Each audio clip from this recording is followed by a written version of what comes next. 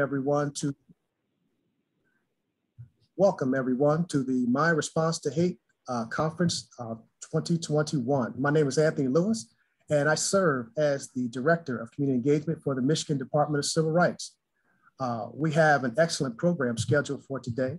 We will first hear from our Executive Director, Dr. John E. Johnson Jr. We will then be hearing from our Michigan Civil Rights Commissioner, Anu Kosarachu. We will also be hearing from the U.S. attorneys from the Eastern and Western District of Michigan. Then we'll be followed by a feature presentation from Dr. Elizabeth Yates, who will then be followed by a panel discussion of local leaders in different aspects who will be sharing their experiences, and followed by a Q&A. But first a little housekeeping. One of the things I'd like to do, first a little housekeeping, is that we will have, if you have any questions, we will be followed by a Q&A. So if you have any questions, they will be in the, please place your questions in the Q&A function at the bottom. And so without further ado, I have the pleasure of introducing who will deliver our welcoming remarks, and that is Executive Director of the Michigan Department of Civil Rights, Mr. John E. Johnson Jr. Director. Good morning, and thank you, Tony, and good morning to everyone for being a part of this very important conference.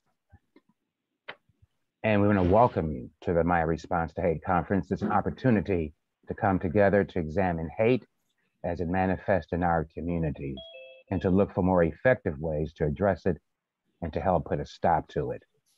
After a few years hiatus, today's event represents our 10th My Response to Hate Conference, and it comes at a time of heightened awareness and concern around hate crime and bias. While today's virtual gathering will be brief, we have packed the morning with an impressive list of leading voices and experts on hate and bias. Dr. Elizabeth Yates will help us frame the discussion, sharing her research, leading the domestic radicalization team at the National Consortium for the Study of Terrorism and Responses to Terrorism, or START.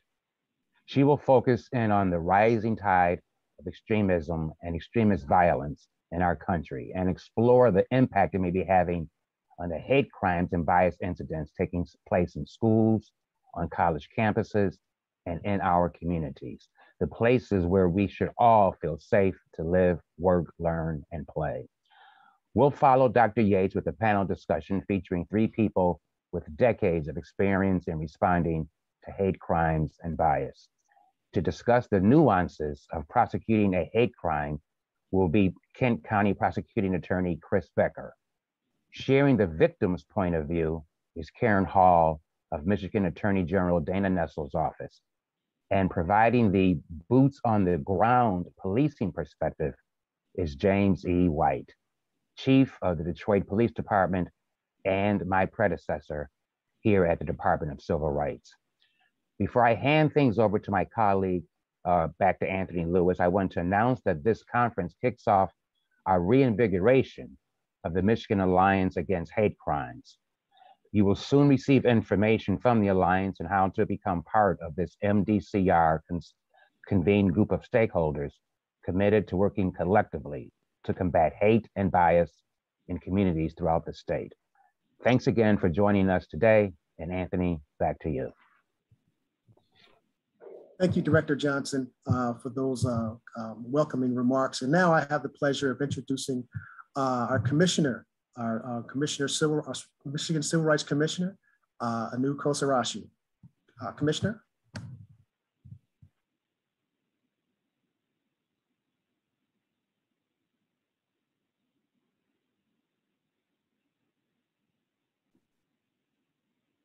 You're muted, Commissioner. Oh, sorry about that. Am I unmuted now? I think so. Good morning, everyone. I'm honored to share a few remarks in this extremely critical discussion today. A strong democracy and inclusive society is foundational to our free markets. I believe America's secret sauce is the diversity of its population and is the reason why there is no other nation like ours, truly unparalleled as we are the talent magnet to every race and background. We continue to be this unrivaled nation only if our democracy remains strong and we are seen as a welcoming nation to that global talent. History reflects contributions, immigrations, and people of color made to build our country. For example, Chinese workers laid our railroads, and more than 40% of Fortune 500 companies were founded by immigrants.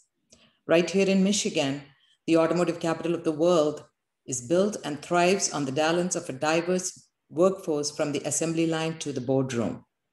Unfortunately, the recent surge of hate crimes and extremism jeopardizes the very essence of America and our global leadership. Our future prosperity and security of all of our people will depend on our nation dealing swiftly with this rise in hate crimes and extremism. We must recognize our legacy on what propelled our inimitable country to become the most prosperous nation on earth, and we continue to be the beacon of freedom and opportunity. Thank you once again, Director White and Director Johnson and your teams for putting together this esteemed panel of experts to discuss what I believe is the most important security issue we face today as a country. The work ahead to heal and protect all of our citizens is on each and every one of us. I urge everyone attending to stay to the end of the programming and educate your own networks from what you learned today from this very important discussion. Thank you. Thank you, Commissioner. And now I have the honor of introducing Susan Deklerk from the U.S. Attorney's Office, Eastern District of Michigan. Susan? Thank you, Tony. Hi, my name is Susan Deklerk. I am the Chief of the Civil Rights Unit at the U.S. Attorney's Office for the Eastern District of Michigan in Detroit. We are a component of the Department of Justice. My acting U.S. Attorney, Saima Mohsen, was supposed to be here today to welcome you to this event, but unfortunately she's feeling under the weather and asked that I send you her apologies for not being able to be here today. On behalf of Saima and our office, I want to welcome everyone to this MIAC conference and express our gratitude to the Michigan Department of Civil Rights, as well as the other organizers for their hard work in putting this event together. We are clearly in the midst of interesting and challenging times, but the U.S. Attorney's Office welcomes the opportunity to work with all of you here to reimagine and transform our community by challenging hate and bias and rebuilding trust wherever we can. Thank you. All right, thank you, Susan. And next we have Mr. Andrew Burge, the U.S. Attorney for the Western District of Michigan. Thank you. Hate crimes are indeed a priority for the department. Attorney General Merrick Garland just noted recently that in 2020, hate crimes were up 6% nationwide. And our concern continues to be making sure we do focus on hate crimes to include those that are motivated by race, national origin, sexual orientation, and religion, among others. I appreciate today that our conference is focusing on state officials and prosecutors, because as much of a priority as it is for the Department of Justice, anyone who's a victim of a hate crime should call 911 and get that local law enforcement response. The FBI, my office, will be coordinating with local officials on any kind of event that might be prosecutable as a federal offense. But in addition, in that coordination, we also determined that the best charge is a local charge.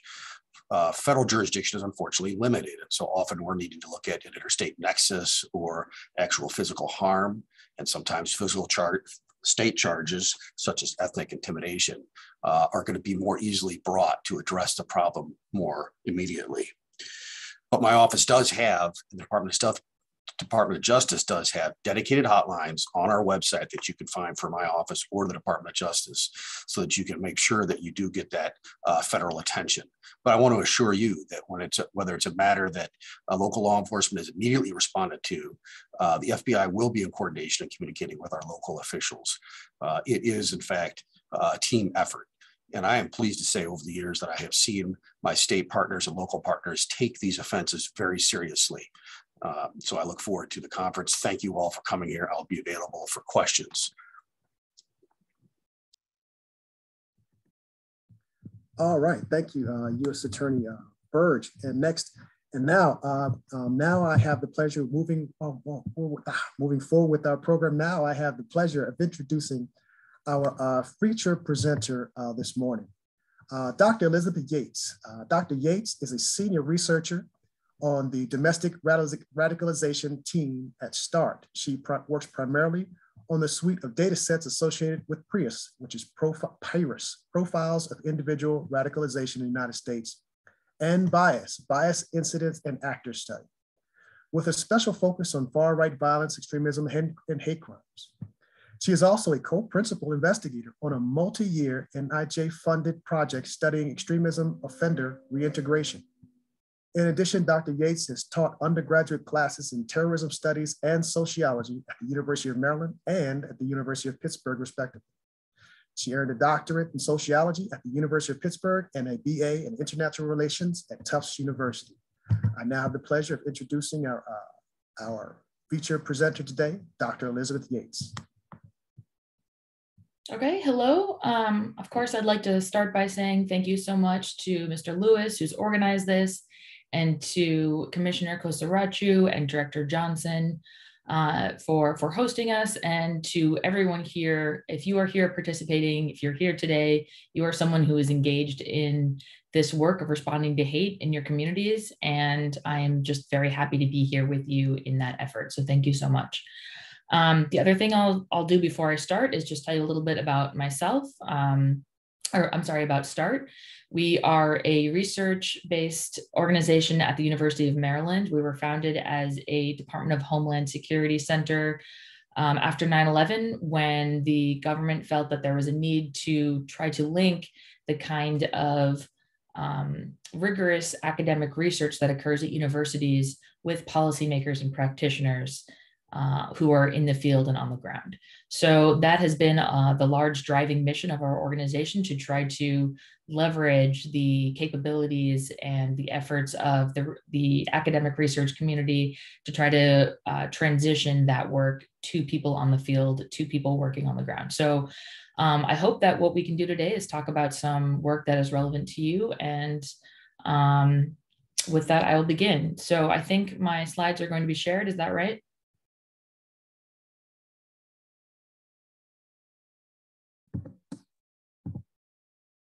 Yes, that is correct. Yes. Okay. So we're here. So as we're getting started, so what I'm going to talk to you today about a research project that we've been very involved in. As Mr. Lewis mentioned, we do have a data set of hate crime offenders. It's a representative data set. It's the largest in the country. It's new, and it was born out of this effort to try to address some of the, hate crimes is one of the most pressing issues of our time. And one thing that we tried to do is to look at classifications of hate crimes. There is a sort of a very classic effort, if you go to the next slide, sorry, I can't do it. A classic study that tried to create a typology of hate crimes. And this was an effort to say, okay, look, we have these, you can just go ahead and run the whole thing down. We have these 3 kinds of hate crimes. This can help us figure out what we mean when we talk about hate crimes, and then try to identify what kinds of offenders are the kind of people that commit these types of hate crimes. And so this is back in 1993. These individuals came up with this. They came up with 3 kinds. Mission offenders, people who say that they are going to have this ultimate horrible goal of eliminating a community of people, right? So you talk about, these are very common, often terrorist attacks, or people who say they're going to start a race war, that kind of thing.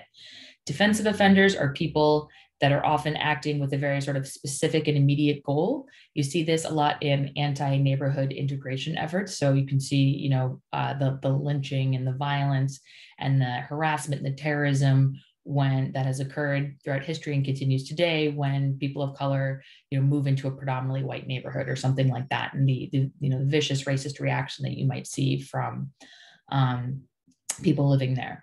And the third type that they identified were these thrill offenders. These are people who are motivated, they describe as people looking for fun or to impress their peers, right? So the sort of classic example is people who might go out and say they're looking for some fun, and they're going to go beat up, a person of color or someone from the LGBT community as fun, right? So these are the 3 kinds of hate crimes that criminologists typically have identified as the different kinds. So what we did is we took our national database, it's the first of its kind, and we said, okay, let's test this. Let's see if this is really useful and if it's real, looking at our data from around the country over spanning 20 years. And what we found is some evidence that there are some evidence that there is this kind of schema does reflect some reality in terms of the events. So we can possibly, and with a few additions, describe hate crimes in these ways. And there is also some support for a kind of, if not profile, certain characteristics that might be consistent with these kinds of offenses. But at the same time, we found that there was actually a lot of contradictory data to this, right? And especially as we look at the changing trends in hate crimes, I think that the nuance here really points to a lot of the dynamics that we all have noticed as people engage in this field. And so by going over some of this data real quick, what I'm hoping this can do is help us have a schema that can be useful in articulating the problem. So what do we say when we mean hate crimes are rising, right? Who are the populations that we should be targeting for inoculation, for prevention measures? And what should we think about in terms of these as local issues or national issues, and that kind of thing. So I'm going to go ahead and continue on to the next slide. Okay, keep going. You can just go through, easiest probably. Okay, so again, these are the mission offenders. You'll see here, this is a picture of Dylan Roof. He is, of course, an infamous white supremacist and terrorist who in 2015 killed 9 Black people in a historic Black church in Charleston, South Carolina. He stated that his goal was to initiate a race war. He was not a dedicated hate group leader, but he had been consuming radical content from racist groups online. If you can go ahead, the next, there's some more, there we go. There's a profile of these kinds of sort of classic terrorist offenders. They're older, they're very ideologically committed. They're often hate group members. They often have previous criminal history. They often have sort of a long career in the hate field, if you will. They're people who struggle with stability in society. They might have a poor work history or a high probability of mental concern. But what really differentiates these individuals, according to the schema, is that they have not only serious prejudice and bias and hate towards people of color or Jewish people or Muslim people or other populations of individuals, but also that they tie that directly to a larger political ideology. So, for example, Dylan Roof is a person who really resisted his lawyers using an insanity defense plea on his behalf because it came out later that he was so convinced that a white ethno-state was going to be established in the near future, and he didn't want to risk the ability for him to get a cabinet position in the racist white ethno-state by having been deemed, not mentally stable or something. So as you can see here, I actually had a journalist say to me recently, oh, well, that's Dylan Roof. I mean, that's really a hate crime. That's not really terrorism, as we think about it. But I think it's pretty clear if you look at the details of this kind of case that he had a very clear political goal and ideology. So if you'll go to the next screen.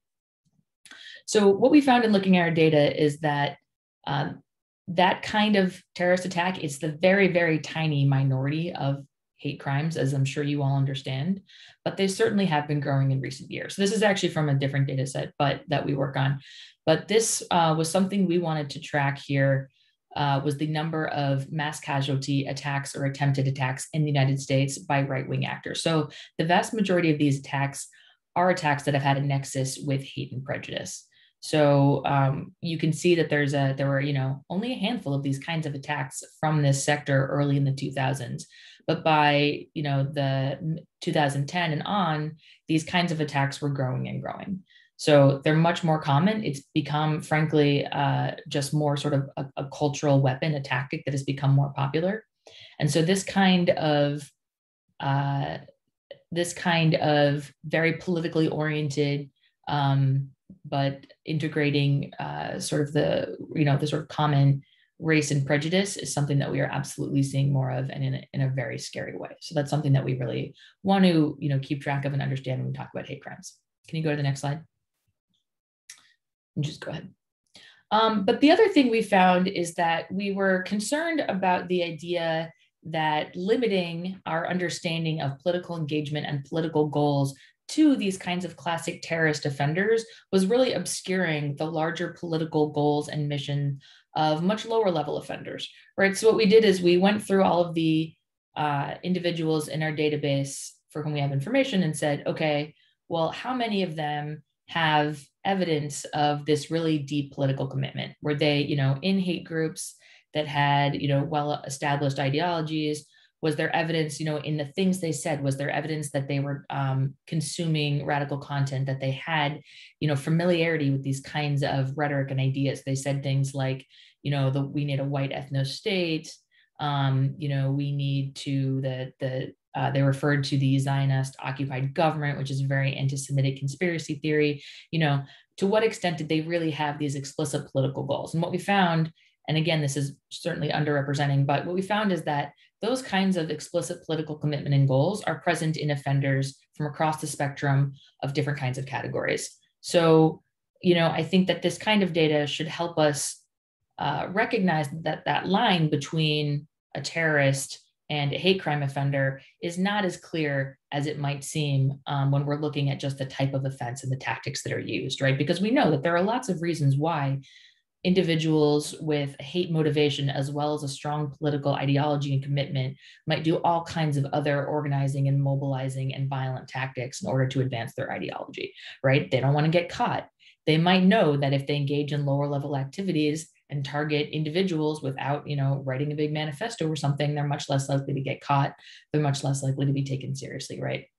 So we know that this kind of really political engagement, this goal of transforming the world into something very dangerous and scary, is present throughout offenders. And it's something that we need to really understand when we think about hate crimes in the context of national security. That's a big effort that we've been involved in, is to try to incorporate understanding of hate crimes as politically motivated crimes. And so when we're thinking about allocating resources in national security, we understand that hate crimes are a really critical component of that. Okay, next slide. Just go there. So defensive offenders, as I said, these are the kind of offenders, these are very classic hate crimes that are usually in response to specific immediate goals, right? So someone moves into their neighborhood, there are racist, bigoted individuals who try to do something immediate to scare them to leave or something like that, right?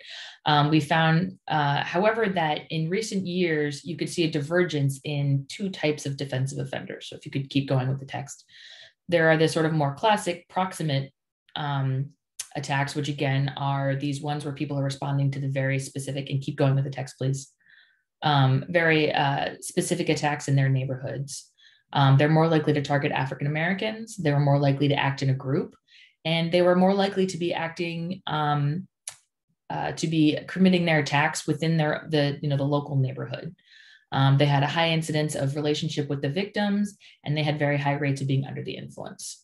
Can you keep going with the text, please? Thank you. But we started to see that this category didn't really capture another phenomena that we were seeing in the data, which is people reacting with this very defensive rhetoric and with these sort of explicit goals, but really speaking in terms of national data, national communities and sort of nationalist rhetoric. So what we found is that there were individuals who were more likely to be trying to prevent religious integration, and specifically in response to mosques in their community or Islamic centers, as well as targeting xenophobically motivated targets. If you could keep going with the text. I'm sorry, there's a bunch, I know. They're more likely to act alone. They also do have a high incidence of victim relationship and a high rate of substance abuse, but if you could show the next image. In contrast, they might be more likely to be people that offend outside of their community, right? So if these are people that might say, there's a case here where we had an offender who I believe lived in Oceanside. He was at a gas station in Pacific Beach. This is all in California, 35 miles away from his home. He interacted with a person of color. He said to him, where are you from? What country are you from? And then he yelled at him about being a terrorist and told him, something like, get out of my country or something like that. And so that kind of rhetoric, what we see is that people are reacting to that, not just about integration in their own immediate neighborhoods and communities, but they're thinking of this on a national level, right? And so we assume that that has something to do with a number of factors, but one is the sort of nationalization of the media market, right? So people are feeling threatened and experiencing, perceiving social demographic change, not only in their immediate communities, but in the nation as a whole, right? As we're seeing the country become more diverse. So can you go to the next slide? That is consistent with what we saw were some shifts in the victims of hate crimes in our data. Now, I do want to say this is our hate crime data set is based on, it is skewed towards higher profile incidents because we're looking for a lot of very specific information using publicly available documents. So we end up looking at, you know, a specific slice of hate crimes, but frankly, all of the research does that. And so we do what we can with it. But what we found is that the growth of xenophobically motivated hate crimes had really increased over time. So you can see the yellow there are the anti-Muslim, Arabic, Middle Eastern hate crimes. And there's a jump around 2000. I think we're all familiar with that phenomena right after 9/11 and spikes a few times here and there. And then it really starts to grow after 2009. And again, this is as a percentage of total hate crimes. You can see the anti-Semitic, the anti-LGBTQ crimes are ones that are, you know, sort of consistently always an ongoing issue and problem. And of course, anti-African-American hate crimes have remained the largest percent, make up the largest percent of crimes over time and have continued to do so, but have shrunk as a percent of other ones. So, you know, that reflects, I think, the shifting targets and the shifting kind of rhetoric and hate and prejudice that we see as it relates to hate crimes in the US. Next slide. And finally, what we found in looking at these two different sort of proximate versus national offenders was that they have some different profiles, right? So on the one hand, the ones responding to local changes were more likely to act with peers, right? So this is kind of a group where you're saying, okay, we've had some racial demographic changes in a neighborhood. There would be people that would mobilize together to go try to stop it, right? And whereas when we're looking at reactions to, you know, maybe an attack on a mosque that says something like "get out of our country" or, you know, terrorists get out of our country or something like that, it was less likely to be a group of peers and more likely to be an individual who sort of looked a little bit like, more like a lone mission offender, right? Less likely to be a member of a hate group and to have slightly more stability in the community, but both groups tend to be, you know, not super stable in terms of the education and employment. Next slide. Okay, and you can just run through all this text. So the last type of offender that the criminologists usually think about when we think about hate crime offenders, and there's a little bit more there on the slide, are thrill offenders. And as again, I said, these are the types of offenders that, you know, you often think about young men who will say, oh, we're gonna go out to like the gay area of town and beat someone up. These are not necessarily low-level crimes. They often do involve very violent murders, very violent assaults, very scary impacts, but they're often described in these very sort of blasé ways from the offenders as just looking for a good time, got bored, got drunk at a party, friends and I decided to do something. This image here is actually the offender hugging a lawyer, I believe, after the conclusion of a crime. So we do find that people who describe themselves as being motivated for looking for thrill are definitely younger. They have, you know, relatively high rates of previous criminal history. They're people who have maybe been involved in criminal scenes prior, relatively high rates of substance abuse. You know, they're not terribly stable in general. And they often do, though, also have this political engagement through hate groups and that kind of thing. Okay, go ahead, please. Next slide. So finally, though, what we found, and some others have looked at this too, is that there was one type of hate crime that wasn't really captured in this schema. There's a little more text, please. Thank you. And that was of this mixed motive offenders. Now in Michigan, the law that you guys have on the books allows for the prosecution of hate crimes from a mixed motive, right? So there could be a partial bias or prejudice, but that's not the case everywhere. In fact, in Maryland, we only recently, based on an incident at the University of Maryland, actually where I work, changed the law to be broader and to understand that hate and prejudice and bias are emotions and reactions that can emerge in the context of other kinds of conflicts, right? So the really classic kind of attack here is the escalation of a non-biased dispute.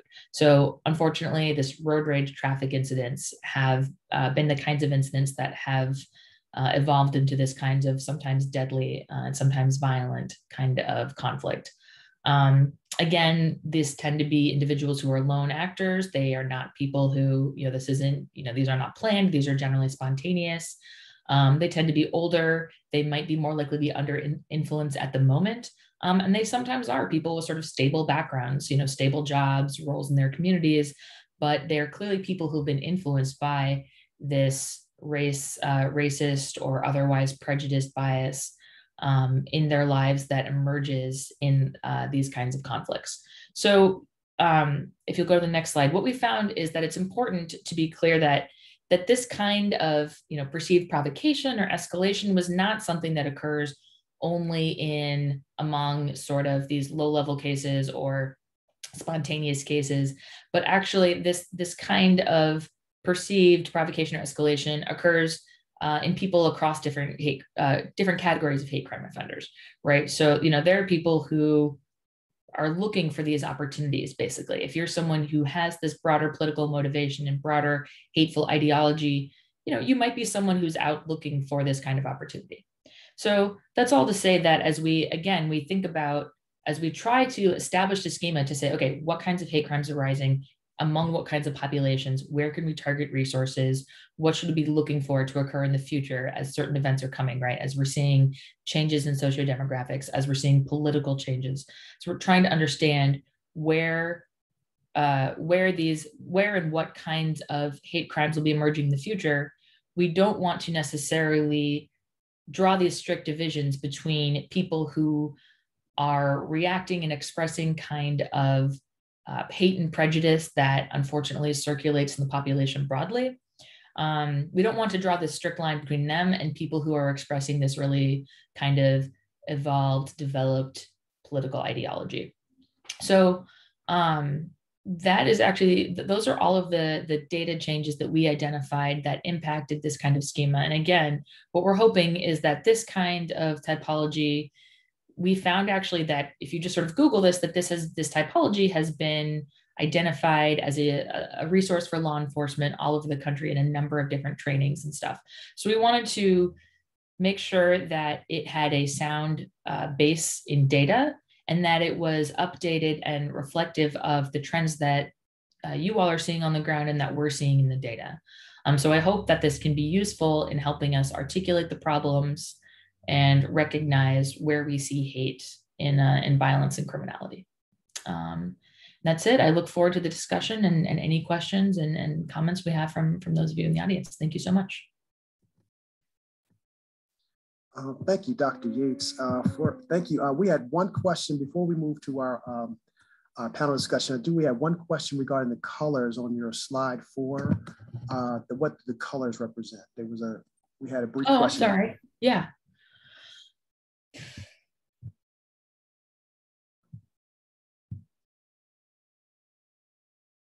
I'm sorry, it's the academic. We end up with a lot of text. I apologize.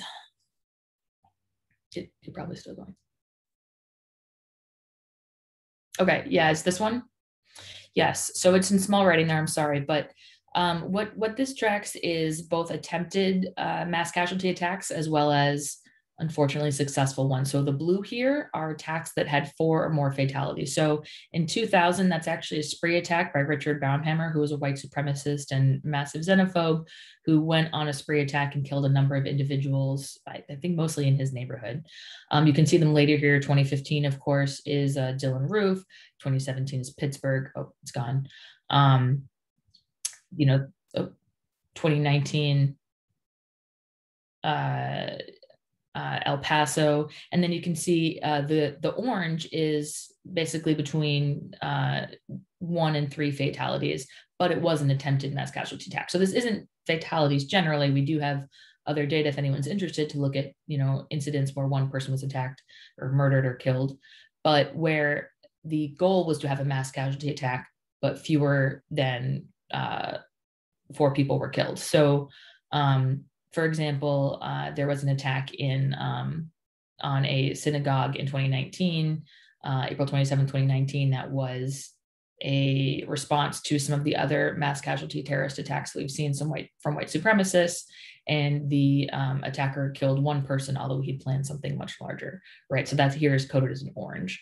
And then you can see that in the gray, those are attempts, potentially, bombings of synagogues or mosques or that kind of thing that attempted to cause large numbers of casualties and fatalities and didn't. What this doesn't capture is a lot of the weapons possession and weapons charges and the kind of planning that we do see, especially among more organized extremists that are often acting, not always, but often acting with a hate and bias prejudice. But they don't have a specific target. So they are usually sort of describing preparation for a race war or something like that, and they're not captured here.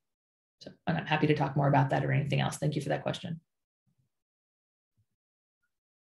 All right, Dr. Yates, thank you very much. We do have questions, and I want to let everyone know that we are going to have a Q&A, and Dr. Yates will be joining us, rejoining us following the panel discussion, where we will be able to have a robust, we'll have a robust Q&A, and she will be rejoining us. And so please place any of your questions that you have in the Q&A function, and we will have them, and your questions will be answered. So just wanted to let everyone know. But thank you very much, Dr. Yates. We will be seeing you back again for our Q&A function. But and now I have the pleasure of introducing our moderator for our Q&A for our panel discussion, Oren Siegel. As Vice President of the ADL Center on Extremism, Oren and his team combat extremism, terrorism, and all forms of hate in the real world and online. Recognized as the foremost authority on extremism, the center provides resources, expertise, and training which enables law enforcement, public officials, and internet and technology companies to identify and counter emerging threats. Oren joined ADL in 1998 after working for the New York Times and the Jewish Community Federation in San Francisco.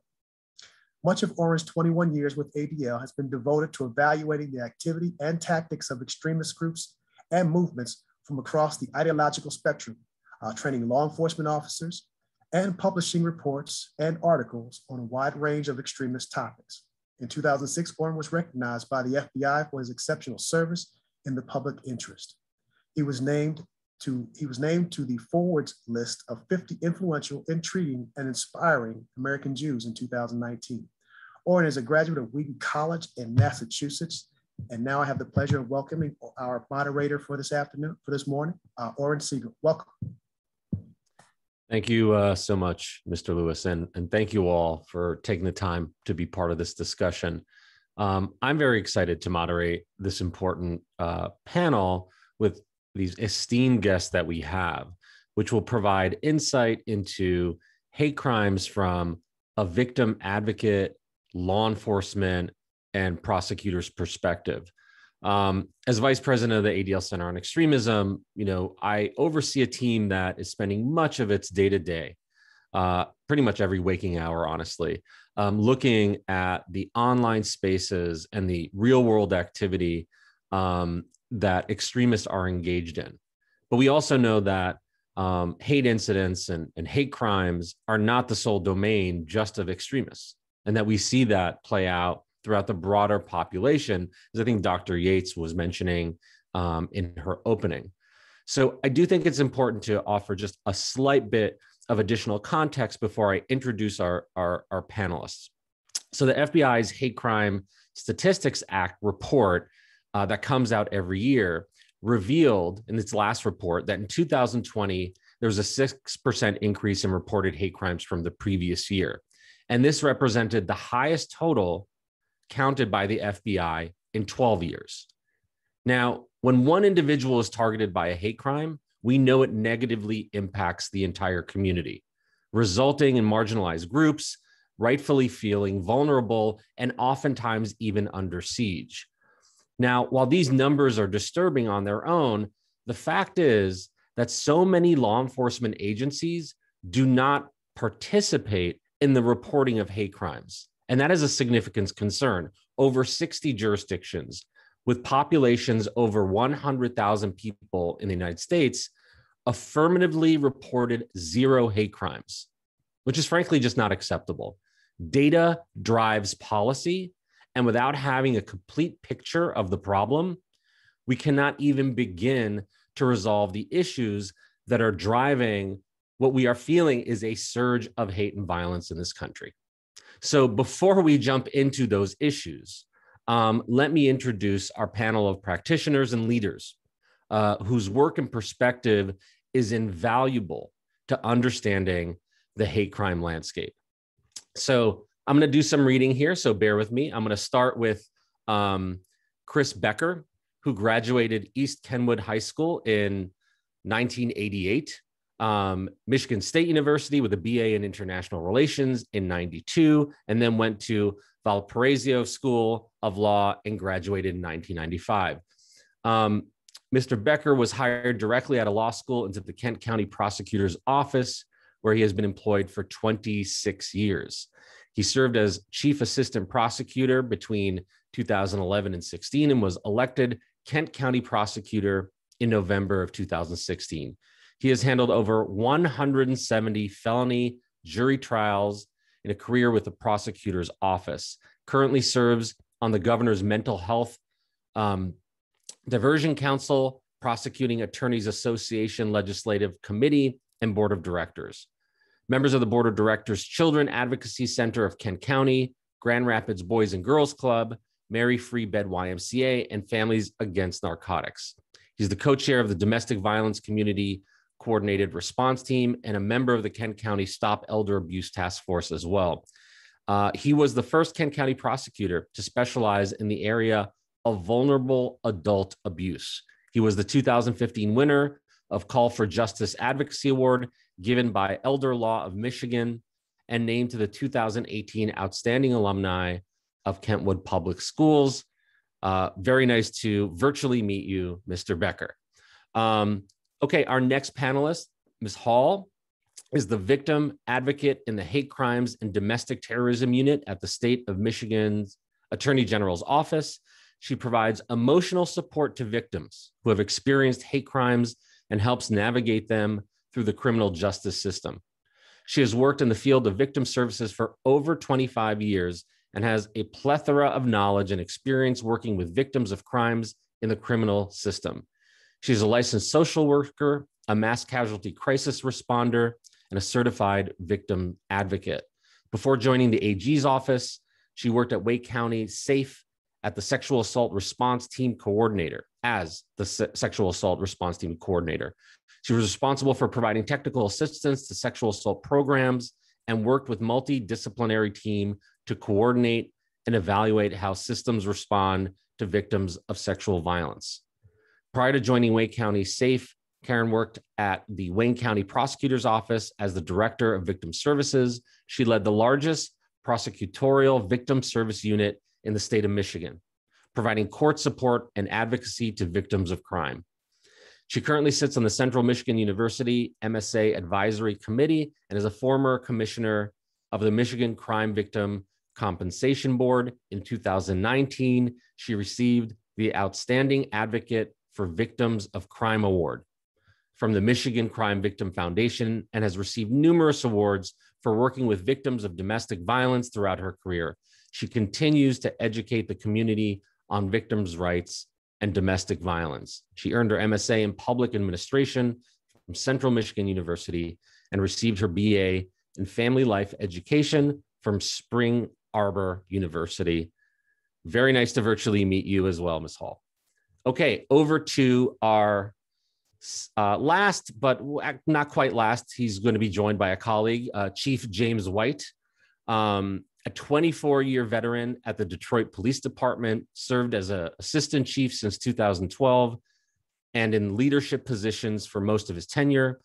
White led the Detroit Police Department's efforts to be released from 2 decade-long federal consent agreements, which required the implementation of policies, training, and processes to protect the constitutional rights of citizen DPD officers engaged or detained.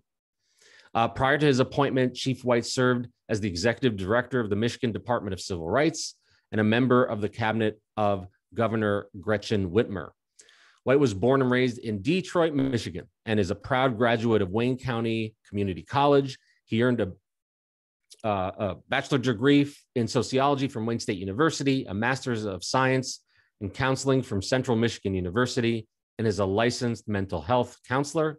In 2018, White earned an MBA certificate from the Wayne State University Leadership Academy as well. White has led a number of high-level assignments throughout his tenure with the Detroit Police Department. He spearheaded the department's compliance with the federal consent judgments, which involved orchestrating oversight and policymaking for the department's Civil Rights Integrity Bureau. White also established a civilian advisory committee to help bridge the gap between civilians and sworn members within the department. White has been a frequent speaker on counseling and mental health services, a member of the International Association of Chiefs of Police, a state certified counselor, and former board member of the Michigan Commission on Law Enforcement Standards. Very nice to virtually meet you, Chief White, as well. And I know you are going to be joined by Assistant Chief Bettison as well for part of this discussion. So now that we've gone through the bios, I think we have about 5 minutes left. No, I think we can now jump straight into the discussion. And so I think I'd like to start, if possible, with Ms. Hall, where, you know, so much of the discussion of hate crimes, we have statistics, we have data, but we can't ever forget the impact, obviously, it has on victims, right? There are victims behind every story, behind every piece of data. The question to you is, what impact does hate crime have on individuals in the community when they occur? You're on mute, yeah.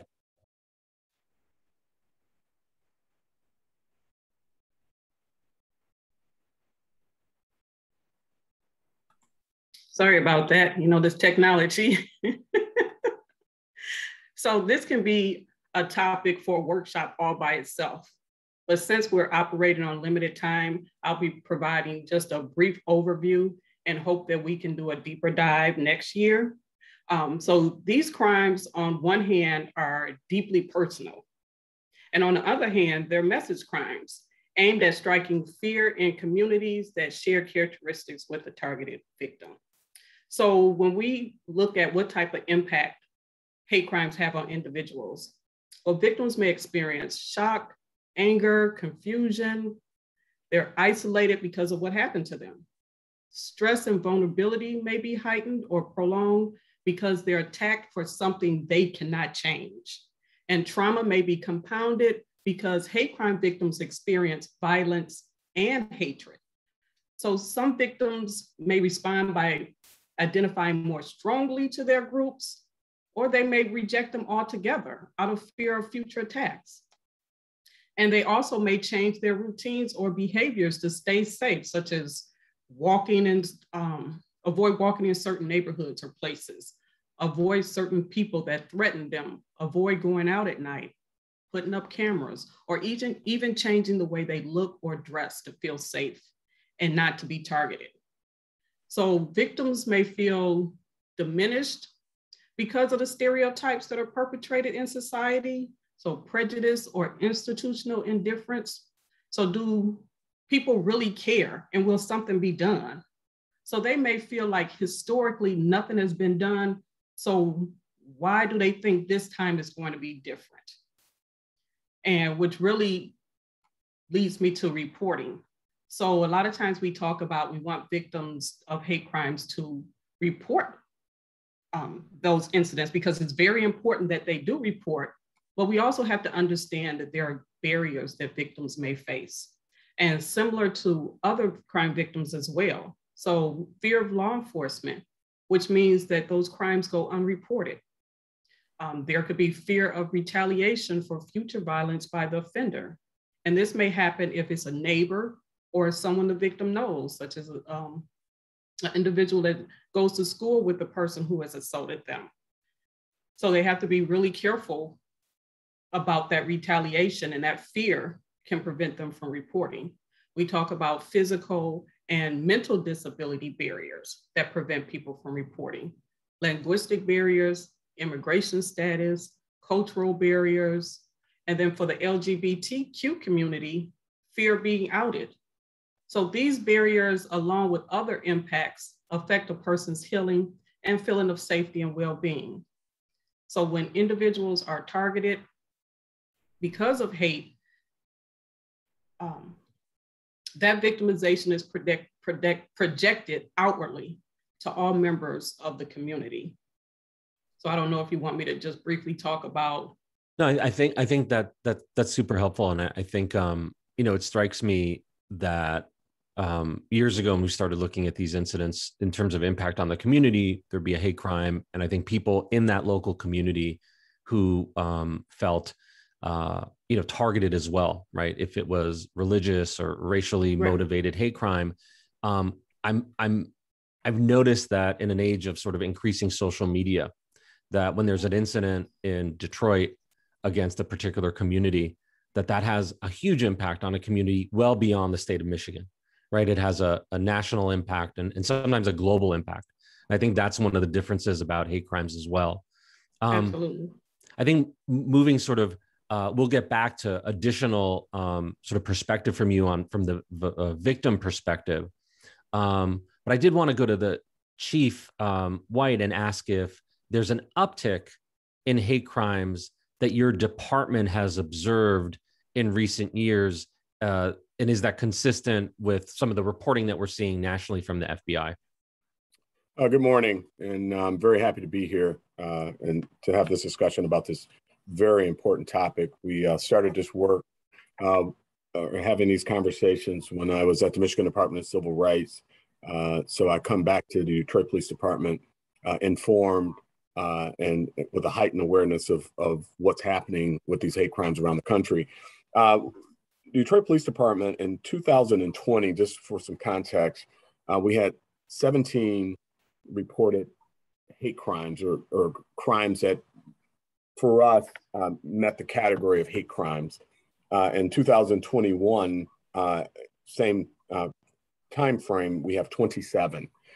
So one hate crime is one too many, but we don't see the uptick that a lot of agencies around the country are seeing, particularly on the East Coast. But as it's been stated, we recognize that there are a number of different factors that may be influencing the open reporting of such crimes. As it's already been articulated, and I won't rehash it in the interest of time, but we know that there is some reluctance to report these crimes. And so we're doing everything that we can in the police department to provide that layer of confidence that you can report these crimes and that they will be investigated and taken seriously. It's very important that we continue to work with the community and let them know that. Thank you, Chief White. And if I can go to Mr. Becker, when you look under the Michigan Penal Code, there is no statute called hate crime. So does Michigan, is there a criminal statute against crimes that are motivated by hate? How does that work from a prosecutor's perspective? Yeah, that is correct. And that's one of the things that when you have a hate crimes, everyone wants to look at for that statute that says hate crimes, you're not going to find it. What we have is the reference to is ethnic intimidation. And that's a specific crime and it's a specific intent crime, which makes it a little bit more difficult for prosecutors because in this specific crime, we have to show specifically somebody intimidated or harassed somebody because of their race, national origin, color, gender. So you have that specific intent, but it's also combined with actions. So it's not just words, you have to have actions. They have to either assault that person, assault and battery, have to damage property, or make a threat that's reasonable that it could happen, that either an assault or a malicious destruction of property will occur. So, Dr. Yates' presentation, thinking through some of her categories, which were very enlightening to me because what we're seeing, and she talked about the gas station one. So that's typically what we see, I think, in putting in our categories would be the defensive or mixed motive. The person that says at the gas station, she was talking about in California, hey, go back to your own country. That necessarily is not going to be a hate crime in Michigan, unless that person goes over and shoves them, says, takes, throws something at their car and damages their car or something along those lines, the simple words alone are not going to be enough under Michigan law. Every state's a little bit different. And I'm not even sure, Andrew Burge talked a little bit about the federal, but right now you have to have the words plus the actions to prosecute somebody under ethnic intimidation in Michigan, which, makes it sometimes a little more difficult because I think people just think words are enough necessarily, and it's really not the case. I can ask you another question. So we've heard that there's a rise in hate crimes. We just heard from Chief White in terms of the numbers in his jurisdiction.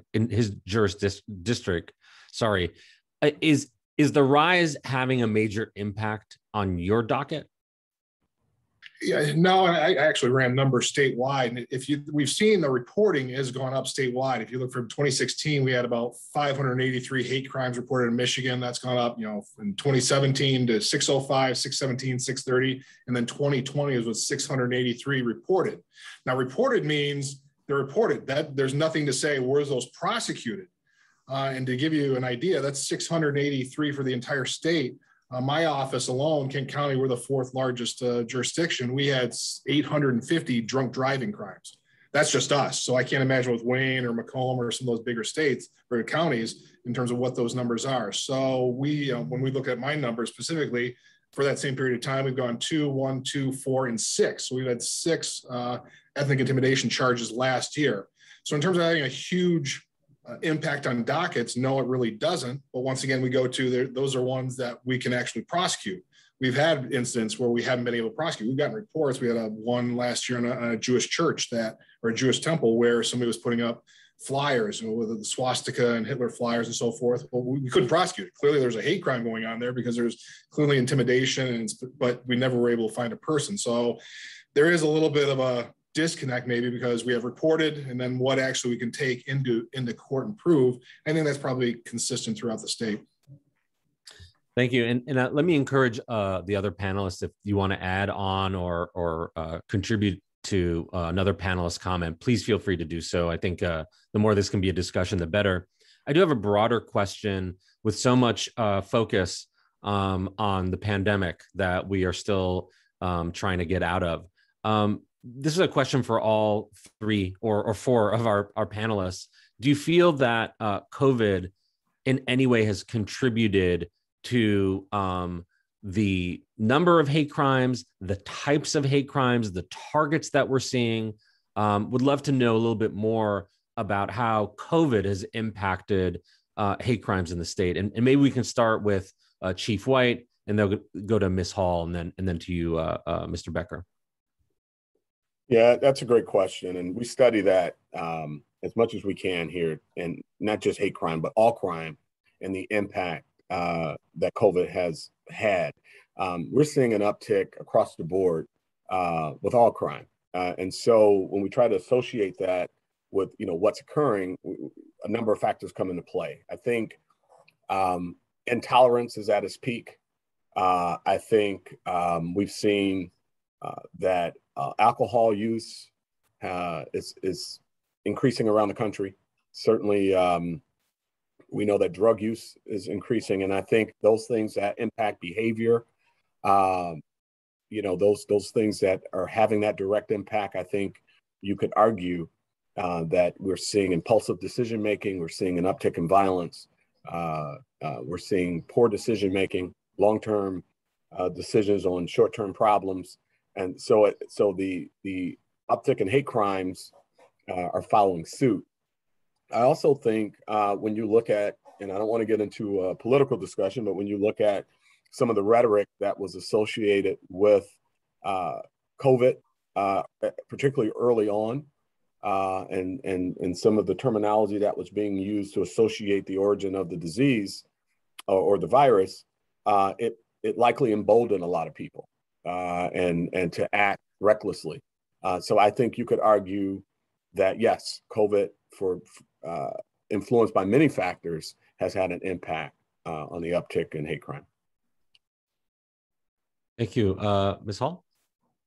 Yes, I would agree with everything Chief White said. Because of the pandemic, you do have a lot of people abusing substances more.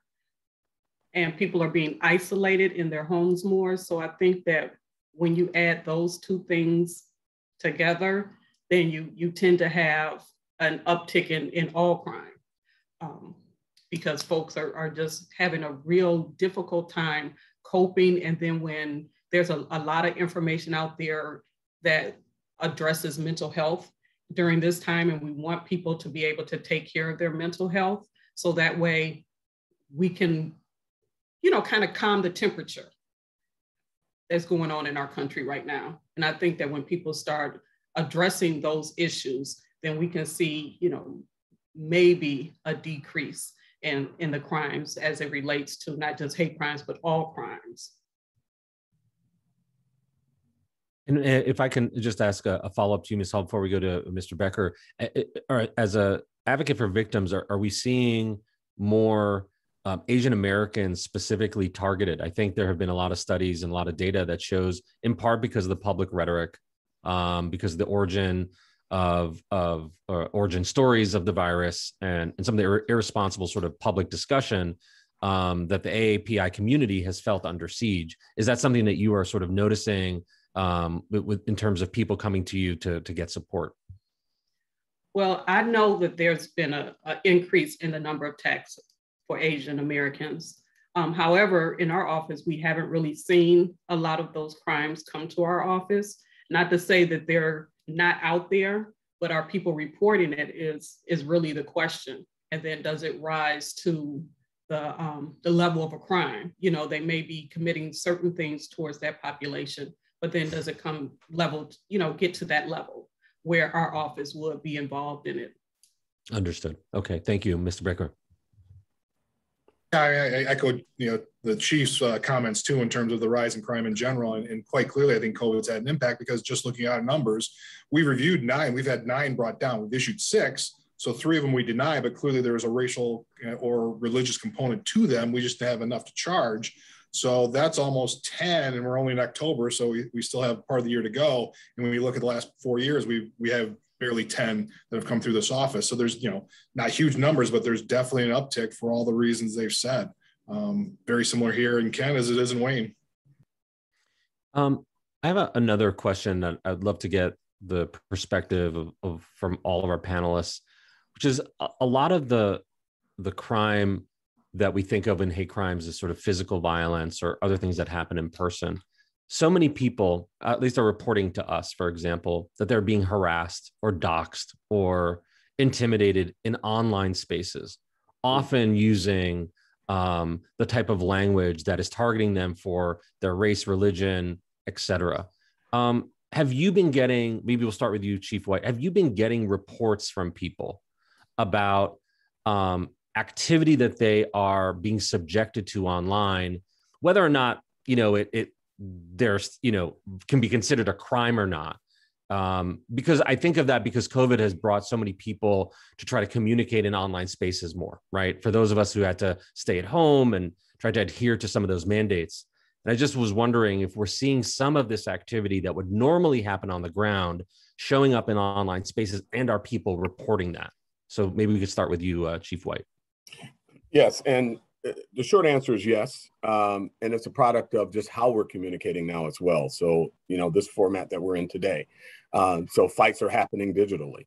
People, again, sitting behind a computer in the comforts of their home, are a little bit more emboldened and empowered to say things that they perhaps would not say in person. We also are seeing with our cyber crimes unit some complaints that have come through. And many of these complaints, candidly, you really can't charge for. I mean, it's been already articulated. Ethnic intimidation, has certain components that, have to be hit in order to successfully prosecute the case. So a lot of times you just have a lot of angry speech, angry talk. And then sometimes there are some commentary that is specific to race and gender that we're able to assist with the complainant is dealing with. But oftentimes there is no, prosecutorial remedy for some of these cases. But yes, we have seen an uptick in that as well. Sorry, I realized I was on mute. Mr. Becker, are you seeing more on your docket in terms of sort of the online space? And can you tell us just a little bit about, like, is the law prepared to deal with hate-related issues online when it comes to harassment? Are we built for this? Because in many ways, we're in a new world in terms of rules online, and just your perspective on that. I think we are. I think the chief's correct. That we've heard about stuff, and a lot of times I think the police kind of know what the ethnic intimidation law is, and maybe we may not get it to review. But I think we are prepared because there are other. We kind of hopefully not get siloed in terms of, okay, we got to prosecute ethnic intimidation. We can do a stalking. We can do harassing telephone calls. There's a new cyberbullying statute here in the state. So we do have new tools that we can, that may not fit the classic ethnic intimidation, but there's kind of the, either old or kind of new laws that we could still fit into that we could use to deal with that type of language, whether it be on texts or over online. But once again, you get, I think, going to the advocates, how many people are reporting that? I think to some extent, people just take it and don't maybe, report because it's just, it's online and, it's not, maybe we just don't think it's a crime because, well, that things happen online because we've gotten so immune or, callous to how people treat each other through a computer screen that they probably don't necessarily involve law enforcement or even think it may be a crime where it could be. So those are probably very underreported things. Ms. Hall, are you seeing in terms of your advocacy for victims and speaking with them that there's more of a element of this type of hate activity, at least, whether it rises to the level of a crime or not, in online spaces? Yeah, I actually had a individual contact our office not too long ago where somebody was putting a lot of hateful things about him on Facebook or one of those social, I don't mean to call out Facebook, but one of those social media platforms. And it was very disturbing to him because, they were making threats against his family, threats against, his livelihood. And a lot of people were commenting and he was constantly getting, hundreds and hundreds of these messages daily. So it's really difficult to have those conversations like, okay, they're not in your face, it's not physical. So what can you truly do? You're contacting those social media platforms to have those things removed. They remove them and then somebody else pops up and they start making those comments. So it's really difficult for victims when they're having those issues as it relates to social media. And, some of those conversations that are on there, they don't rise to the level of a crime. So then what remedy does a person really have when they're being attacked on social media? And it's easy to say, hey, just turn it off, don't read it. But when it impacts a person's livelihood, it's hard to ignore those messages. Yeah, I think this is a space where, again, as an organization, ADL, that receives a lot of information about incidents that occur throughout the country. We've just seen many more of those incidents reported to us happening in an online space. And, during COVID, when Zoom, like we're on now, or other communication technology was just so critical in terms of making sure people felt connected to one another, we saw how extremists and others who are more, not necessarily extreme, were trying to leverage those technologies to hate and harass, and not knowing what to do about it, right? Not knowing where the lines are, if there's a legal remedy to it. And I just think, again, whether it's gaming spaces, whether it's Zoom bombing, clearly there's a whole new sort of world in which people are being harassed. And in some cases, violence being incited against them because of who they are. And I think, being prepared to offer services to people who are victims there, beyond even, legal services, is critical for the entire community, because you're more likely to come across hate online than you are in person these days, it seems. If I can go back to Mr. Becker, are there any difficulties in prosecuting a crime under Michigan's ethnic intimidation law versus what the benefits are? You mentioned a little bit about what is a requirement, but you could talk about sort of what works well, what are some of the benefits, but also what are some areas that are a challenge? I think going to the benefits, I think there is a heightened injury, I guess, when you look at somebody going after somebody because of their religion, race, or something like that. And I try and compare it to, because there was a great debate, why are we a heightened prosecution for what somebody's thinking. And we've kind of done that all the time. We have, if you assault somebody, if I, take a swing at you with my fist, I can prosecute you for assault and battery. But if I take a swing at you with my bat, baseball bat, that's a heightened, that's assault with intent to do great bodily harm. I mean, it's the same idea. It's the same, you have the same thought. You're trying to injure somebody more. And I think that's very similar here. You're trying to injure somebody more by inserting their religion, their race, their gender, whatever it may be. So that's one of the benefits to say, hey, we as a society, we take a stand and say, don't do that. But then going to the difficulties I've already said, in Michigan, at least, you have to have not only the thought, but you have to have the action. And that's, if we deny a case, we may not have the action that goes along with it. And that line in terms of how do you walk that in terms of somebody says something and how far does, especially when you get the threats, somebody punches you and says that's easy, but is it a reasonable threat? Somebody online saying, I'm going to kick your butt, because of your race.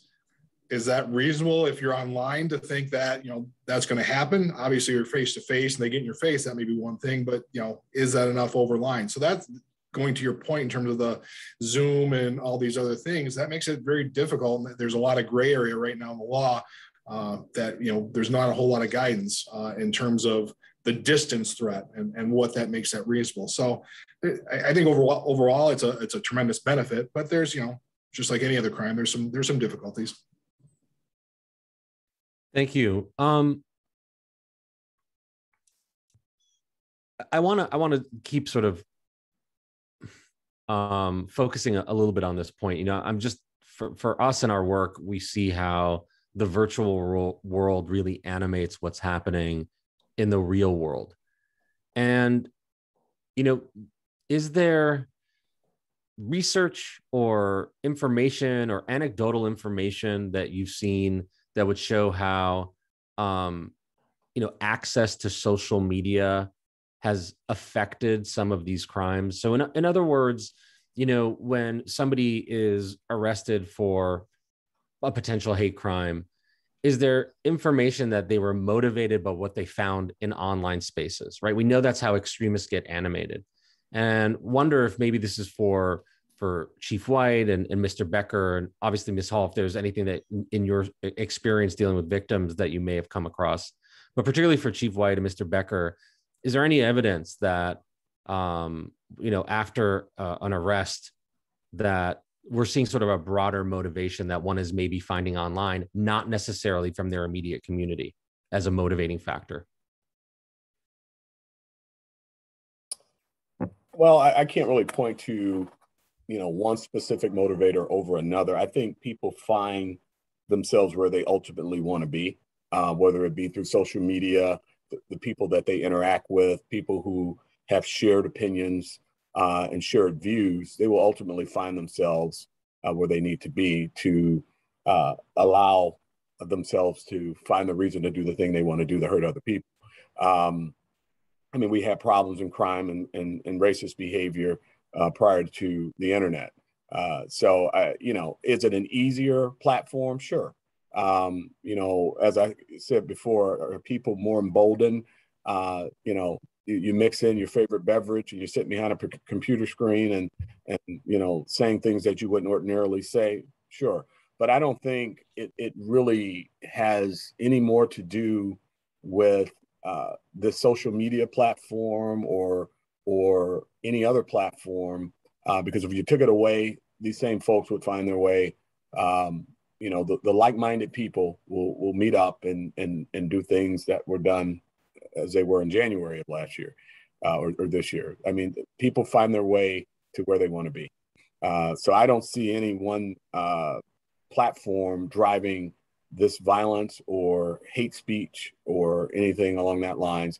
I see a society that has been on lockdown, that's dealing with a pandemic, that is motivated by open hate speech and intolerance, and that has really been pushed over the last couple of years to be okay.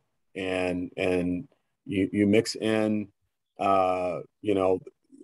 this virus and some of the rhetoric and absurdity that came out with that, associating it with, one demographic, and you know, it's a mixture for where we find ourselves today. I'd have to say, you know, we have not basically going to the categories that the doctor was talking about. Her categories that we've had defensive or the mixed motive.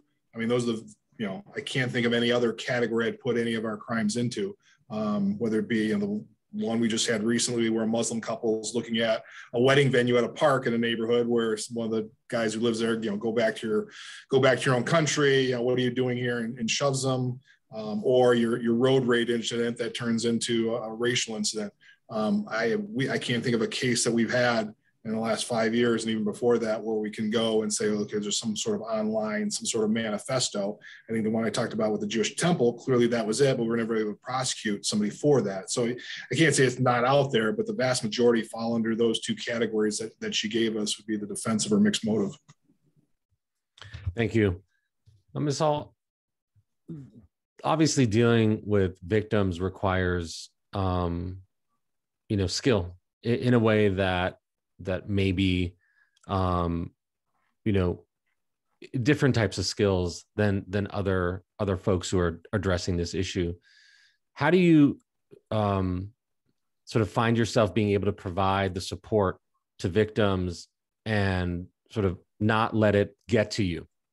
This is more of a personal question, right? Dealing with hate and extremism, how do you sort of motivate yourself to do what you need to do and still sort of not let it get to you too much in times where there's so much of this? Well, I've been working in this field for many years. And when I first started, I started at the police department in the city of Detroit. And it was so much going on in that particular police department, I had to kind of take a step back and say, okay, I'm experiencing a lot of secondary trauma. Is this what I want to do?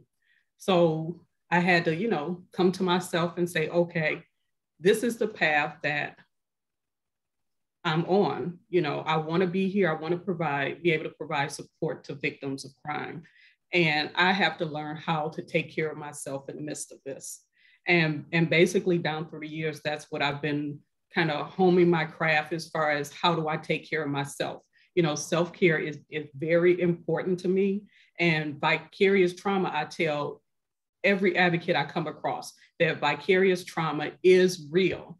So we have to understand that how another person's trauma impacts us and how we hold that information and how we hold that trauma. And we have to be able to let it go. And I do it through, you know, a lot of modes of, you know, activities and things, you know, through prayer, number one, because, you know, if I'm not praying for this country, good gracious, I think I would just lose my mind. So, you know, making sure that I keep that in the forefront. Also making sure that I put activities, whether that's, you know, exercise, you know, reading, you know, all those things that we have to do in order to take care of ourselves. So it really is important to first recognize that trauma impacts us. And then once you recognize it, then what are you doing with that trauma? Because if you hold on to it, you're going to impact the people that you serve. And you could possibly just burn out. It's like, I'm done with this. I'm not going to do it anymore. But if you have a passion for it, you have to learn how to take care of yourself in the midst of it. Thank you for that. This question is for Assistant Chief Edison, if he's still on, or perhaps the chief. Oh, I think. Okay, I see you. Hi, how are you? What special service does the Detroit Police Department provide for individuals in the LGBTQ community that are victims of hate crimes? One of the things that we have is we have an LGBTQ liaison, and many folks are familiar with her, Corporal Danny Woods. And so she is absolutely excellent. And she provides training, of course, internally to our department, to all of our members, so that they definitely have a sensitivity training and an understanding and just culturally aware, so that when they are encountering members of the LGBT community and members who have suffered from crimes, that they're culturally sensitive, and that initial report taking and gathering the information, that can be a very thoughtful exchange. And so that has proven to be very beneficial. And also Corporal Danny Woods provides that training on a state level, and she's trained other departments, and also she's been around the country nationally as well. And so with that, we've even, since we started the program a couple years ago, we've made our environment very pleasant, and we've had many of our members of the department feel free to be active. And so we have other members now that have duplicated. And so she has assistants throughout our precincts that really serve as LGBTQ liaisons.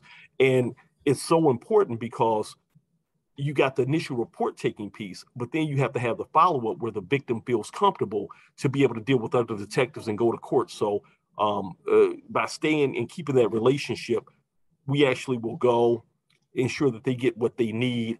Some victims need transportation. Corporal Woods, other officers have even went and arranged transportations where we've transported them to court, so that it's a hand-holding process to ensure that they understand that law enforcement, the Detroit Police Department, is very astute and aware, and that we support them 100% throughout this traumatic process.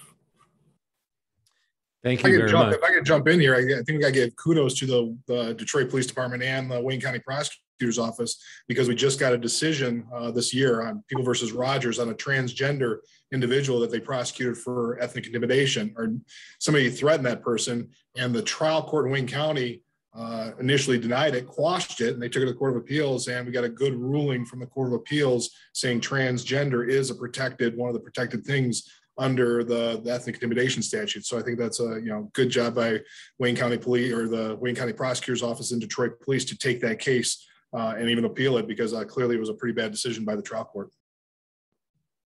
Thank you. Thank you for that. Thank you for that. And I just want to add to that, philosophically here in the department, there's no room for intolerance, period. And as the first assistant chief indicated, we're going to certainly make sure that we have the tools and resources available, to assist members of the LGBTQ community. But more importantly, this is a people business, and we start from the standpoint of we're talking about people, and not titles, not tags, but people. And my philosophy here is I don't subscribe to these titles and identifications. I look for bias or implicit bias as it relates to our service. Because this is all about people. This is a people business. And, we're long past the conversation on if bias exists.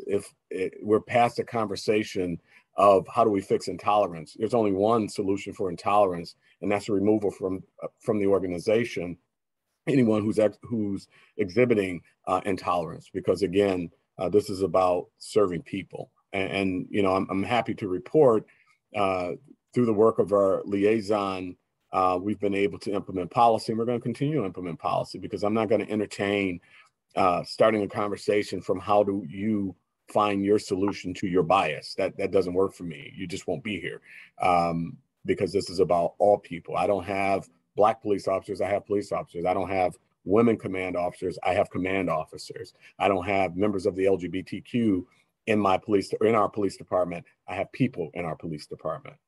And everyone has embraced that, and that's the way we're going to operate.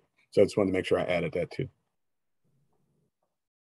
Great. So I'm going to open up to questions after I ask one more, because I can't ever be on a discussion without trying to find some positivity in otherwise, difficult conversations. So just want to open up this question to all the panelists. In dealing with this work, is there something that you've seen, something that you've experienced that actually gives you hope that we are going to get to a better space? We know that hate crimes are rising. We know we're in a pandemic. We know that extremism seems to be normalized. But despite it all, are there elements of hope that you're seeing either personally or in some of the work that's being done that you can point to and share with the viewers? Why don't we start, not to put anybody on the spot, why don't we start with Ms. Hall first?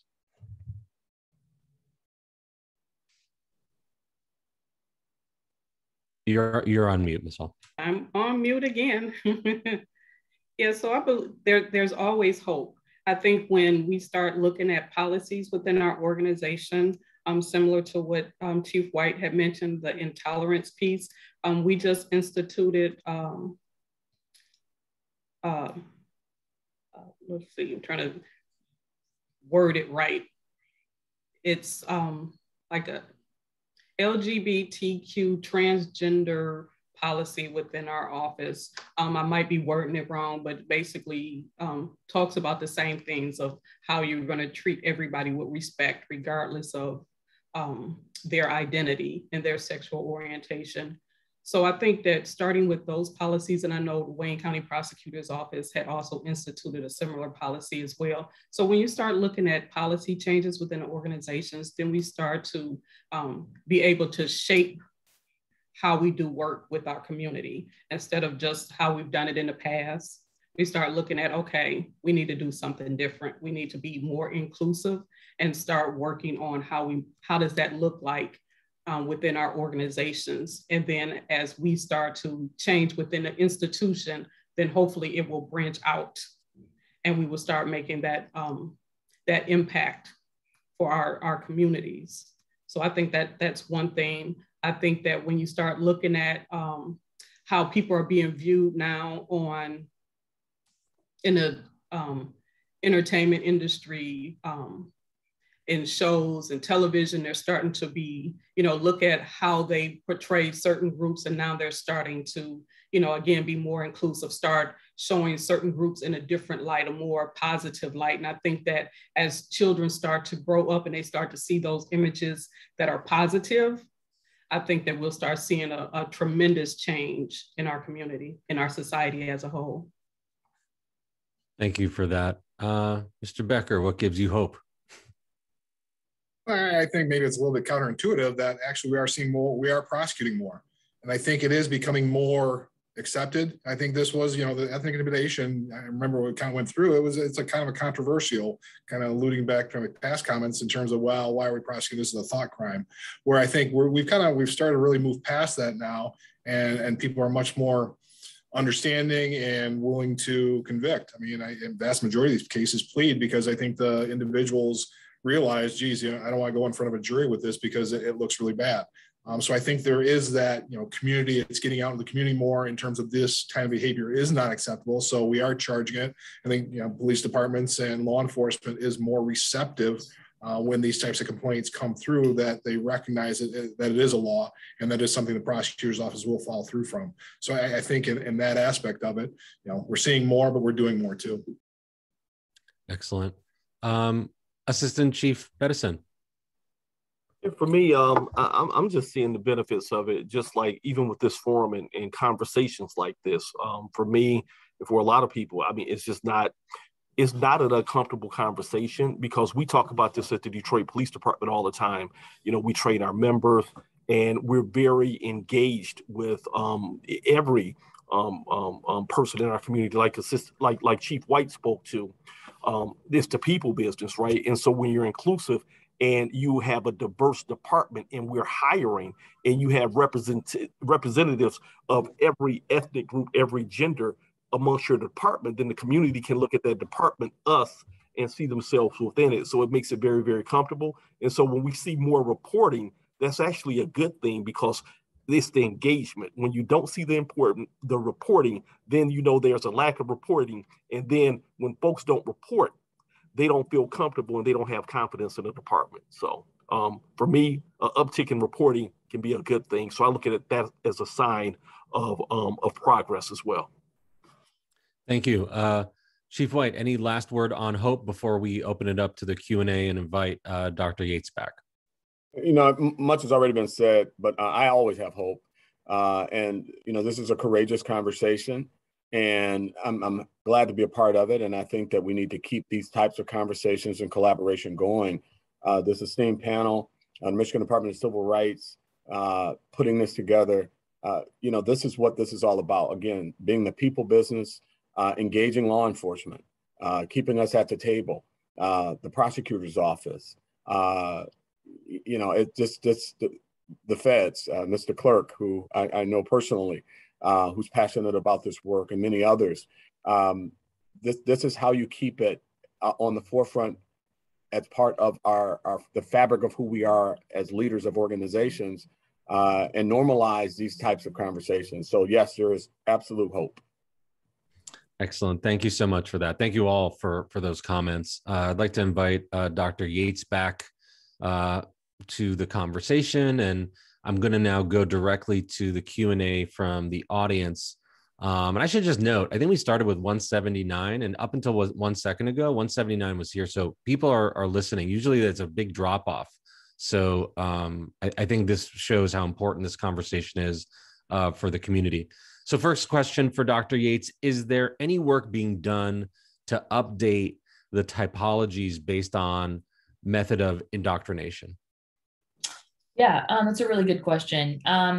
There are some attempts. They have not created super clear data points as of yet, but there are a couple of things that I think are worth mentioning that we've gotten out of this kind of analysis. And one is that, no one will be shocked, but the role of online content has certainly played a larger role in the radicalization process than it did previously. I mean, frankly, we kind of stopped reporting it because there's just aren't cases now where someone radicalizes to the point that they're going to do something illegal or especially violent and have not consumed any kind of online extremist content. I mean, we just, it's, you know, I mean, like I couldn't decide what to wear this morning without looking at my phone. Like we can't do anything without the internet anymore, right? So the way that it's permeated our lives, I think is really, you know, just consistent. The way that it's permeated regular people's lives, it also is permeating the lives of extremists. But there are a couple of other really important dynamics that are relevant to this kind of indoctrination.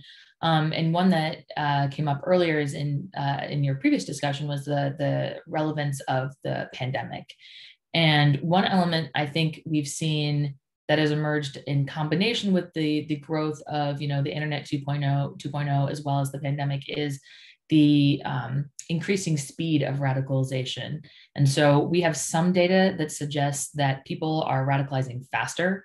So, you know, you've got these young guys, you know, we talked about the sort of mission offenders before, who are often people who have had these long careers in extremist movements, but we're also seeing people who, you know, spent 2 years on an online message board, or 9 months on an online message board, and become completely radicalized and have a completely distorted view of the world and make a decision to do something really awful and violent and horrible. If you look at the emergence of the QAnon phenomena, which has all sorts of origins in bias and prejudices, anti-Semitic, and others, those individuals have radicalized very quickly. I mean, we're talking about a number of months. We used to sort of track this in like 1 year, 1 to 5 years, and now we're looking at 6 months a year. So I've seen that people suggesting that data indicates that this kind of ability to just consume enormous amounts of data, to go from one piece of data to another, to go from one piece of content to another, to interact in spaces without gatekeepers, that this has all just really increased the speed of the way in which people absorb really damaging content. So that is, I think, the most important element to the shift in indoctrination. Thank you for that. This is a question for, I think, anybody really, but maybe we'll start with Mr. Becker. How an immigrant who is targeted with a hate crime, how can they how do they report to the police? These are, I'm understanding this as not an undocumented immigrant who's a victim of a hate crime. What options do they have in terms of reporting this, and is there anything that can happen in the criminal justice system to help them? I mean, sure. I mean, I think just because they're undocumented doesn't mean that they can't report. I know there is that fear that they are going to be then taken into the system, but we've tried to reach out. We've set up a liaison with the local Hispanic Center in terms of just trying to provide a safe space for, you know, we have advocates that go out there that can report stuff like that. I know Grand Rapids Police and some of the other agencies will take reports, and they're not necessarily, you know, okay, take a report and then sending somebody over to ICE. So, you know, I think that's probably the biggest misnomer out there, is that somehow that, you know, just by making a report, they're going to run you, and the undocumented individual is going to get caught up in that. They can report just like anybody else. And, you know, our office, we've never called ICE on anybody. And I think that's probably true of just about any other office in the state. So it shouldn't be different, but unfortunately, I think that's perception that it will be different. Really important clarification. Any other thoughts on that? Okay. I see a question here. It says this one's for me. Did I hear you say that the number of hate crimes, that if the number of hate crimes is 0, that's unacceptable or impossible? Well, if these are the rules, you can't not find hate crimes. Why might there not be the possibility of no hate crimes? So let me sort of clarify and put a fine point on this. For any of the 60 or so jurisdictions with 100,000 people or more that reported 0 hate crimes, they must be the safest places in the country, and they should put that on all of their marketing materials that there are no hate crimes in there. It's not because there are no hate crimes, because there are no hate crimes being reported. And one of the reasons I know that is because we take in data ourselves at ADL that talks about incidents targeting Jewish community and other communities as well that have occurred in those places where 0 hate crimes were reported. So that was more of a comment of the need to have consistent reporting, not so much that there was a massive amount of research done and there was actually nothing to report. That would be my hope that one day that's true, but that's just currently not the situation. I'll go to the next question. What precipitated the anti-Asian sentiment and vicious attacks over the past 4 years? Maybe Dr. Yates, you wanna start there? Sure. I mean, certainly I think the changing global dynamics are present, and there, certainly people are concerned about, China being a global competitor. And so I think that when people are insecure and uncomfortable, that those are the kinds of insecurities and ignorance that can contribute to feelings of violence and hostility towards other people. And then certainly any kind of rhetoric associated with the pandemic that, repeatedly associated the pandemic with Chinese people or Asian people.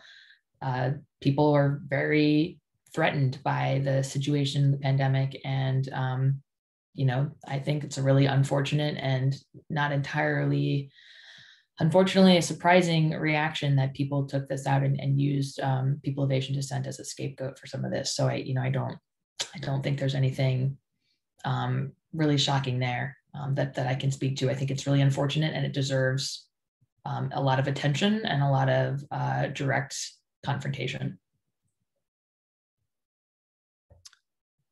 Thank you.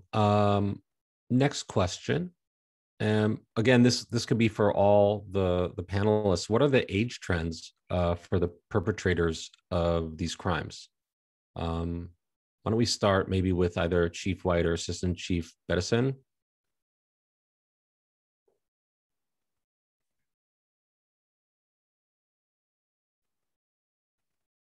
In looking at our data, it just varies. We're not seeing a specific age trend, and so our numbers are relatively low, but it can be just about anybody. And when you look at individuals consuming the content and just the place and space that we're in right now, and the radicalization piece of it, anybody can be a victim to that. And then it circles back around to just folks who are suffering from mental illness as well. So we're not seeing any trends as far as a specific age group as being the perpetrators. And also, while I'm, have the floor, I just like to circle back to the previous question that you had asked, and Mr. Becker gave comment on to Mr. Siegel, as far as undocumented individuals with the Detroit Police Department. If they're the victim of any crime, whether it be hate crime or whatever, we're concerned about that. We're not concerned about their status. And so we have specific policies and on the books where we won't even ask their documentation status. We just want to be able to get to the facts so that we can aggressively and actively pursue the individuals that are perpetrating crimes upon them. So I just wanted to get that out there to our Detroit community so that if anyone is listening, they can feel free to come into any of our police stations or work through our their district managers or their city council, however or wherever they feel comfortable to get it to us. We will meet them in the place of space where they're at.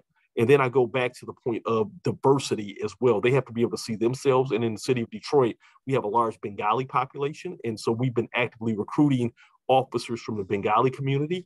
And we also have a substantial Hispanic population as well. And so we're actively recruiting there on our southwest side of Detroit. And so all that plays into it, where individuals, when they look at the department, I want them to be able to see an officer that they feel comfortable with and a mechanism that they feel comfortable with being able to report any circumstances that may seem strange or that is problematic.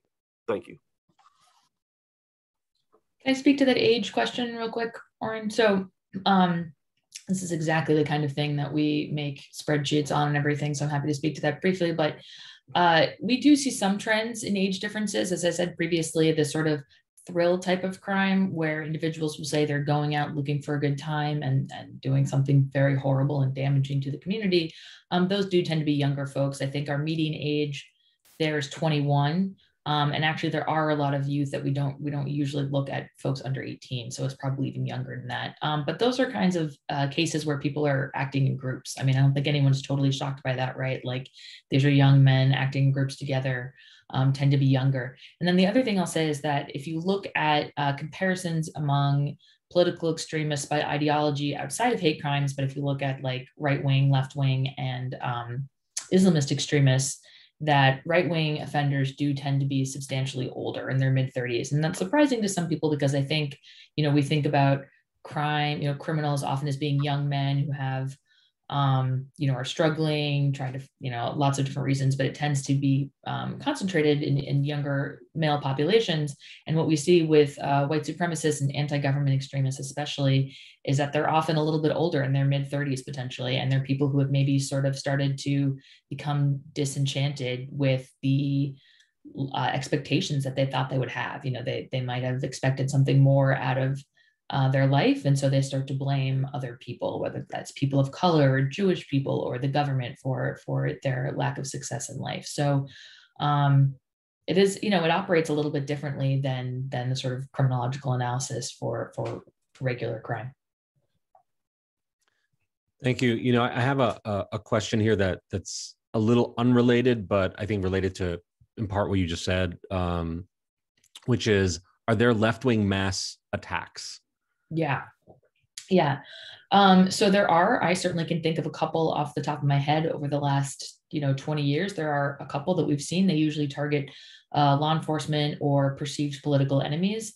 However, I think the reason that we haven't seen this as a part of this discussion is twofold. And one is that, as we are here because we have all identified the fact, and we agree with the fact that hate crimes have an outsized impact than just on their immediate victims because they are committed with the goal of intimidating and doing violence to a larger population. And so we know that this has a large impact on society and that we need to understand it that way. And so that's why we're here talking about hate crimes and not about political violence generally. So I do want to keep that focus. That's really important. And the second reason is that when we do step out of looking specifically at hate crimes and we look at political violence more broadly, as my team does and other folks in my office do, what we see very clearly is that the violence perpetrated by various right-wing groups far outpaces that by left-wing groups. So, there are a handful of cases, as I said, that I can think of that are very concerning that we've seen from left-associated groups, but the numbers, are a handful compared to, 20, 25 a year by right-wing groups. So as we're talking about allocating resources and focusing on the threats, I think we absolutely need to be aware of those differentials. But yeah,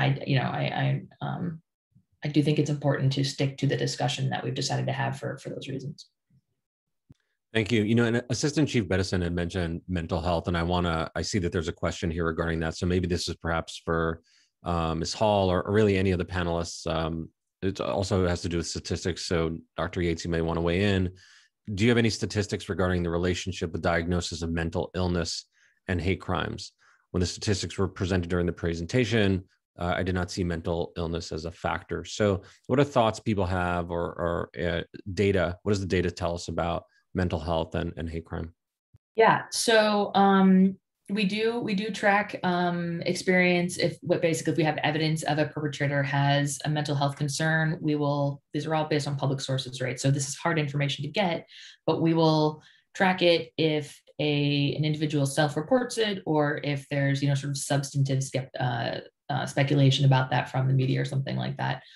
And what we see is that one, it's been growing a lot, and I think that's partly just due to a greater awareness of mental health concerns generally. So if you look at like how frequently offenders were associated with mental health concerns in the 90s versus today, it's like twice as high, and that's probably because we have a better awareness of it. The percents range in terms of the type of crime. It's probably like 25% of offenders have some kind of association that way. That's probably an undercount, or it may be, but also I think it's worth pointing out that victims are, that mental illness is not necessarily, a driver in terms of, creating some kind of profile of an extremist or something like that. People with mental health concerns are also likely to be victims of these kinds of crimes, right? And often mental illness is a condition that co-occurs among extremists with other types of instabilities, such as, substance abuse or criminal histories and stuff like that. So, it certainly can be a factor, and it's something we want to track, but I don't think it should be understood as like a single driver of this kind of crime. Any other comments on mental health and hate crime?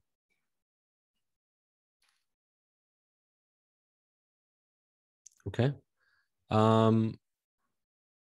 Ms. Hall, would educating children about tolerance and different backgrounds help future generations in combating hate crime and other issues? Absolutely, it would. I mean, it's important that we make sure that we are educating our children regarding cultural diversity and inclusion, because that's going to take them to adulthood. And so when we educate them early on, they're going to be able to recognize the importance of treating everybody with respect, that everybody has value.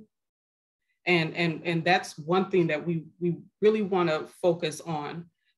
We talk about, nowadays that we want to make sure that, we're inclusive in our work environments, where, there's tons of equity and inclusion programs out there for colleges and for our workspaces. But we really have to get to our babies, and we have to let them know the importance of the differences, that we all have different characteristics, that we all are special and unique in our own ways, and to be able to value and respect each other for that. So it's extremely important that we reach our children at an early age and start having these conversations. Thank you. Mr. Becker, I'm going to direct this one to you, but obviously anybody can jump in. Where does the line boundary exist between free speech and expression and hate and intimidation? I'm sure you've never heard that one before. For instance, someone mentioned their neighbors flying Confederate flags. There isn't a crime, but does it typically indicate problematic racial ideology? Do you all have any advice for those who encounter these types of situations? So maybe the line between free speech and hate. If I had the answer to that, I wouldn't be working this job. I'd probably be making millions somewhere else. I mean, that's always the key thing. I mean, it's kind of like people always ask me, what's the self-defense? When can you use deadly force in self-defense? It depends on the facts. I mean, that's probably the best issue. It depends on the facts and circumstances of each case. Everybody, I think, wants a bright line, thou shalt here and thou shalt not there. And I guess it's just not that clear. It's never going to be that clear given the status of law, because we do have the First Amendment. People do have a right to have views that we may not agree with. So yeah, somebody can fly a Confederate flag. That's not going to be a crime. It's just, it shows what they feel, I suppose.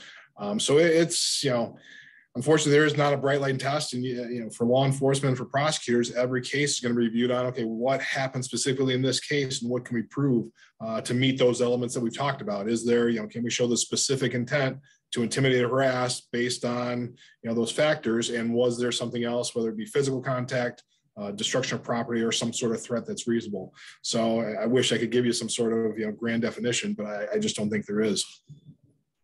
Yep.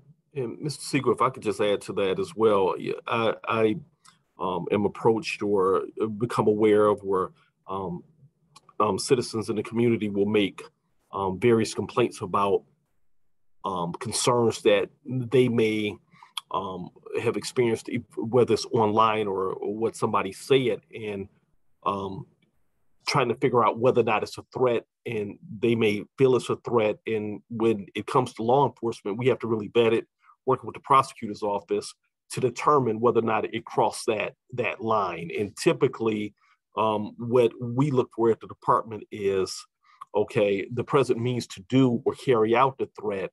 And then also when it comes to the threat, what did it mean?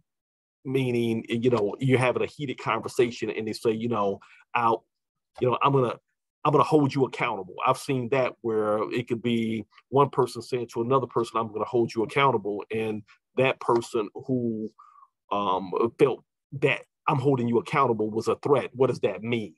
And so oftentimes when we're discussing it with the prosecutor's office, it has to be along the lines of, the bright line is, hey, I'm going to come over there and kill you, or I'm going to blow up something, or that action of threat, which can cause immediate harm, and then also having the present means to be able to actually do it, which Mr. Becker spoke of earlier as well. So just kind of wanted to get that out to the listening audience, so that when you're having these heated discussions, what really crosses the line. And I can even give an example of, it was one case where it was a heated discussion going back and forth, and it had been going there for a while.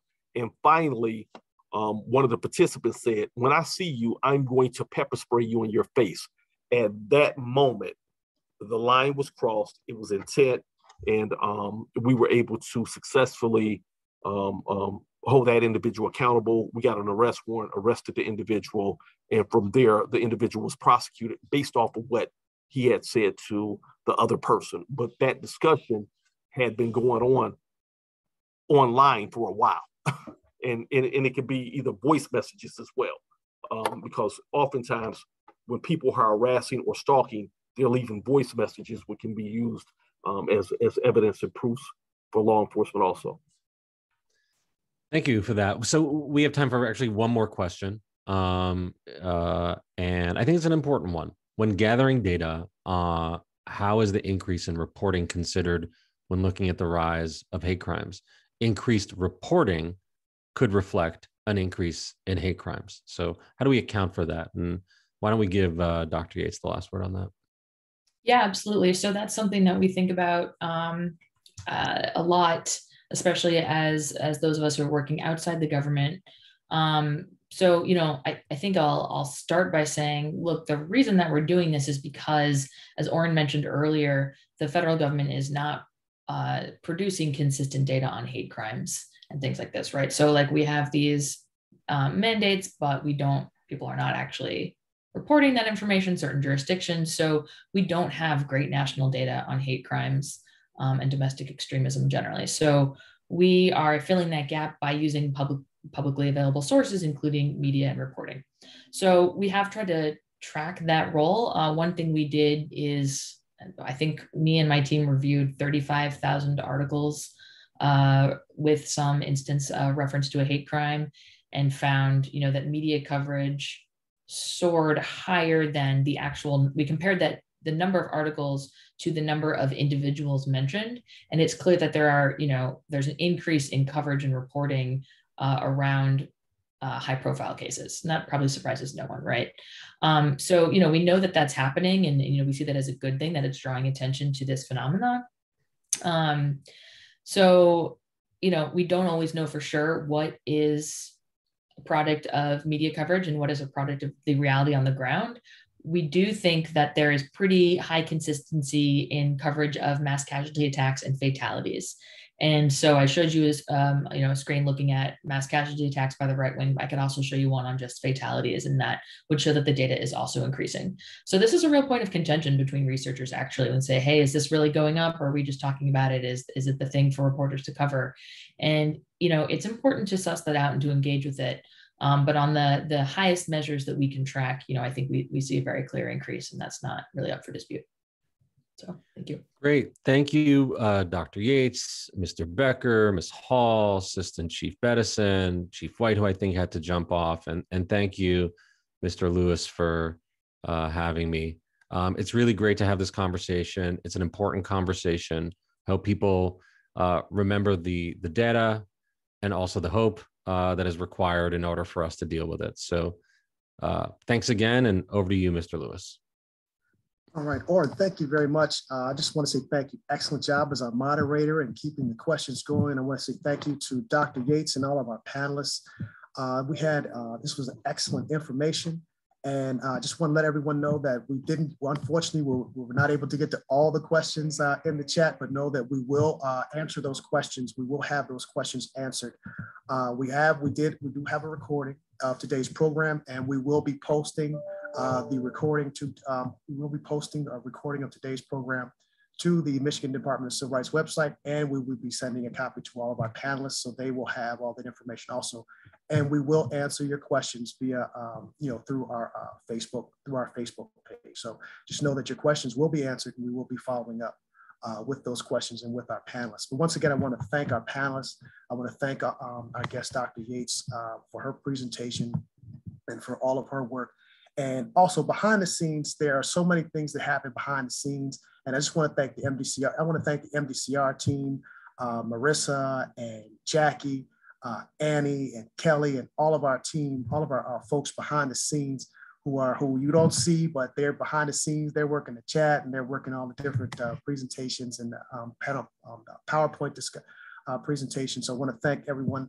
Also, when putting this together, this is not an individual, effort. We have many people behind the scenes, and just want to run it really quickly because I want to make sure we get all of our folks on. Carolyn Normandin from the ADL Anti-Defamation League, Patty Calder, Office of Equity and Engagement from the City of Grand Rapids. Also, we have Leslie O'Reilly from Office of Victim Services in the Michigan Department of Health and Human Services. We also have Sunita Dodamani, who participated from the Michigan Attorney General's Office.